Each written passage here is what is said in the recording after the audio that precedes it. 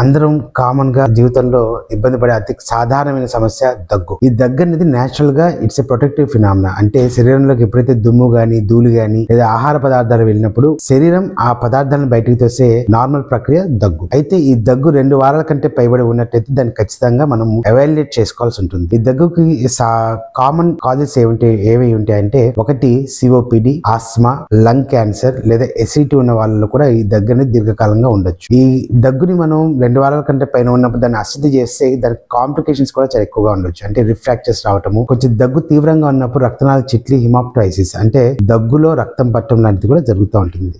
Frequent గా headache రావటము, అలాగే ఛాతీలో నొప్పి రావటము అండ్ కాఫ్ సింకోప్ అంటే ఒక్కసారి దగ్గు తీవ్రంగా ఉన్నప్పుడు కళ్ళు తిరిగి పడిపోవటము, అలా పడిపోయినప్పుడు ఒక్కోసారి పక్క పడినప్పుడు తలకి హెడ్ ఇంజరీస్ జరిగే అవకాశం కూడా ఉంటుంది.